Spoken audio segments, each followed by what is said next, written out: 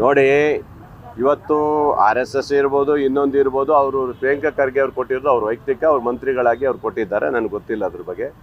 ಇವತ್ತು ಅದು ಹಿಂದಿಂದ RSS ಅವರ ತತ್ವ ಸಿದ್ಧಾಂತ ಇದರಲ್ಲಿ ಬಂದಿದ್ದಾರೆ. ಇತ್ತೀಚೆಗೆ ಅವ್ರು ನೋಡೋ ಗೊಂದಲಗಳನ್ನು ಸೃಷ್ಟಿ ಮಾಡ್ಕೊಂಡು ಹೋಗುವಂಥದ್ದು ಬಿಡಬೇಕು. ನಾನು ಹೇಳೋದಿಷ್ಟೇ, ಹೆದರಿಕೆ ಕೊಡೋಕೆ ಬೆದರಿಕೆ ಕೊಡೋವಂಥ ಇವತ್ತು ಭಾಳ ಸಹಜವಾಗಿ ಇದ್ದೇ ಇರುತ್ತೆ. ಇವತ್ತು ಯಾವುದೇ ವ್ಯಕ್ತಿಗಳಿರ್ಬೋದು, ಯಾವುದೇ ಧರ್ಮ ಇರ್ಬೋದು, ಇವೆಲ್ಲ ಇರುತ್ತೆ. ಅವೆಲ್ಲ ಬಿಡಬೇಕು.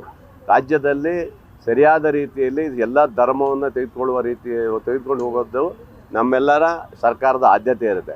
ಇರಲಿ ಬಿಡಿ, RSS ಅವರೆಲ್ಲ ಯಾರ್ಯಾರೋ ಒಬ್ಬರು ಬೆದರಿಕೆ ಕೊಟ್ಟರೆ ಪ್ರಿಯಾಂಕಾ ಖರ್ಗೆ ಅವ್ರು ಹೆದರ್ಕೊಳ್ಳೋವಂಥದ್ದು ಏನು ಇಲ್ಲ. ಯಾಕಂದರೆ ರಾಜ್ಯ ಸರ್ಕಾರ ನಮ್ಮದೇ ಇದೆ. ಯಾರು ಬೆದರಿಕೆ ಹಾಕಿದ್ದಾರೆ ಅವ್ರನ್ನ ಒಳ ಹಾಕುವಂಥ ಕೆಲಸ ರಾಜ್ಯ ಸರ್ಕಾರ ಮಾಡಬೇಕು. ಸರ್, ನಿಮ್ಮ ವೈಯಕ್ತಿಕ ಅಭಿಪ್ರಾಯ ಏನು ಸರ್? ಕಾರ್ಯಚಟುವಟಿಕೆಗಳಿಗೆ ನಿಷೇಧ ನೋಡಿ, ಹಿಂದಿಂದಲೂ ಮಾಡ್ಕೊಂಡು ಬಂದಿದ್ದಾರೆ ಅವರು. ಅದ್ರ ಬಗ್ಗೆ ನನಗೇನು ಇದಿಲ್ಲ. ನಾವು ಯಾವತ್ತೂ ಅದ್ರ ಬಗ್ಗೆ ಗೊಂದಲ ಮಾಡಲಿಕ್ಕೆ ಹೋಗೋದಿಲ್ಲ. ಆದರೆ ಅವರು ಅತಿರೇಕವಾಗಿ ಮಾಡುವಂಥದ್ದು ಬಿಡಬೇಕು. ಆದರೆ ಏನು ಹಿಂದೆ ಮಾಡ್ಕೊಂಡು ಬಂದಿದ್ದಾರೆ ಅದು ಮಾಡಬೇಕು.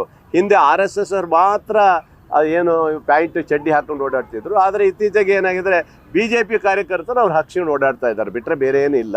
ಅದೇನು ಮೇಲಕ್ಕೆ ದೊಡ್ಡ ಮಟ್ಟದ ಬೆಳೆದದ್ದಲ್ಲ. ಆದರೆ ಗೊಂದಲ ಸೃಷ್ಟಿ ಮಾಡೋದು ಬೇಡ ಅನಿಸ್ತದೆ ನನ್ನ ಲೆಕ್ಕ.